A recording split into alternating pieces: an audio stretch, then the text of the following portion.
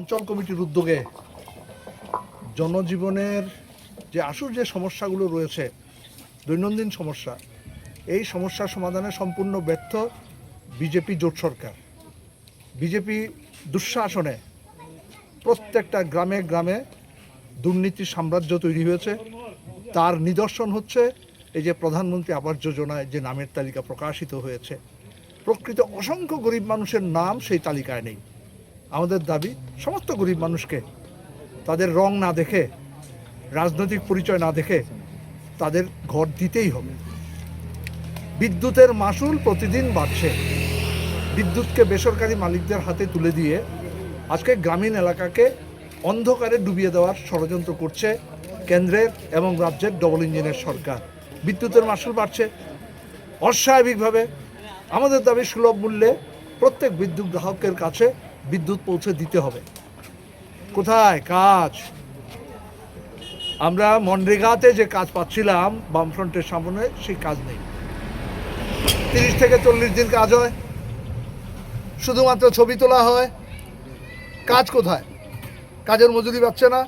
প্রতিশ্রুতি ছিল 340 টাকা মজুরি, 200 দিন কাজ। কোথায় কাজ?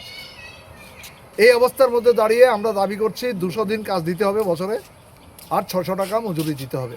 শিক্ষা ক্ষেত্রে নৈরাজ্য সৃষ্টি হয়েছে। আমাদের দিল্লির যন্তর মন্তরে আমরা দেখেছি এই ভারতবর্ষের লক্ষ লক্ষ ছাত্রছাত্রীরা পুলিশি নির্মম অত্যাচারের শিকার। ছাত্রীরা রেহাই পাচ্ছেন না, নারীরা রেহাই পাচ্ছেন না।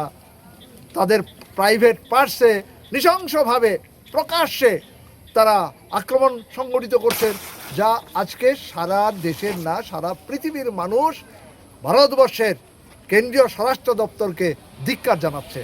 আমরা চাইছি শিক্ষার আধুনিকীকরণ, শিক্ষার সার্বজনীনতা, সবার জন্য শিক্ষা, সবার কাছে কাজ, হাতে কাজ যেন পৌঁছে যায়। বেকাররা চরম হতাশার মধ্যে, কোনো স্থায়ী নিয়োগ নেই।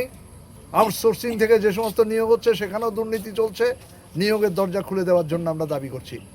আমাদের দেশের সভ্যতার, আমাদের খাদ্য উৎপাদনে আমরা যাদেরকে বলি অন্নদাতা কৃষক, কোথায় ভর্তুকি? বাম শাসনে আমরা সার, বীজ, কীটনাশক, ঔষধ, কৃষি যন্ত্রপাতি কেনার জন্য আমরা ভর্তুকি পেতাম, সমস্ত ভর্তুকি তুলে দেওয়া হয়েছে। সার নেই, বাজারে সার নেই, সারের আকাল, কালোবাজারি থেকে অধিক দামে কৃষকদের সার কিনতে হচ্ছে। কৃষকের উৎপাদন খরচ বেড়ে গেছে, কিন্তু কৃষক সেই তার উৎপাদিত ফসল বাজারজাত করতে পারছে না। এই পরিস্থিতির মধ্যে আমরা দেখছি সামাজিক ভাতা দিচ্ছিলেন রাজ্যের বামফ্রন্ট সরকার, প্রায় 33-34টা প্রকল্পে 4.5 লক্ষাধিক পরিবার ভাতা পেতেন। আজকে সেই ভাতা গত 4 মাস যাবৎ এই সামাজিক ভাতা পাচ্ছেন না গরিব মানুষ, যে ভাতার উপর নির্ভর করে তারা নিজের ঔষধ সংগ্রহ করতেন, সামান্য পথ্য সংগ্রহ করতেন। আজকে সেখানে তারা বঞ্চিত, অনাহারে কাটাতে হচ্ছে। রাস্তাঘাট যুদ্ধবিধ্বস্ত, শহর গ্রাম সর্বত্র যুদ্ধবিধ্বস্ত।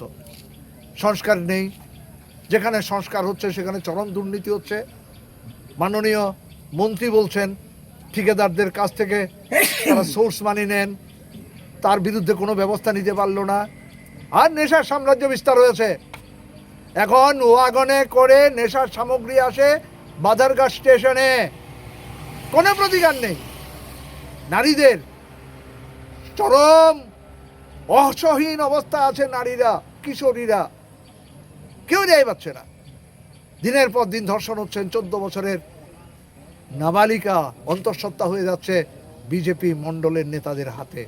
এই পরিস্থিতির মধ্যে আমরা দেখছি আমাদের রাজ্যে ডিরেক্টর জেনারেল অফ পুলিশের অস্বাভাবিক মৃত্যু।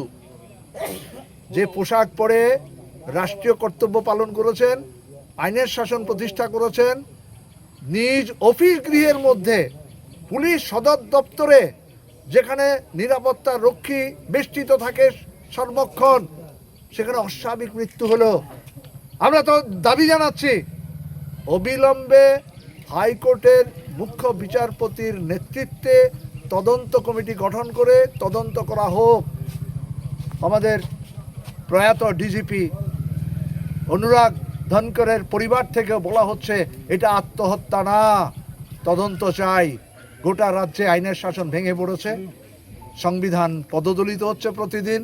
গণতন্ত্র বিপন্ন, এই গণতন্ত্রকে পুনরুদ্ধারের জন্য, আইনের শাসন প্রতিষ্ঠার জন্য, সংবিধানকে বাঁচাবার জন্য, আর যে গণতান্ত্রিক আন্দোলনের উপরে যে পুলিশি নির্মম অত্যাচার, গোটা ভারতবর্ষের আমাদের যাদেরকে নিয়ে আমরা গর্ববোধ করতাম, আজকে এই গোটা কতিপয় এই দিল্লির যন্তর মন্তরে পুলিশ যে ভূমিকা পালন করলেন, তাদেরকে কলঙ্কিত করলেন, ঐতিহ্যকে কলঙ্কিত করলেন।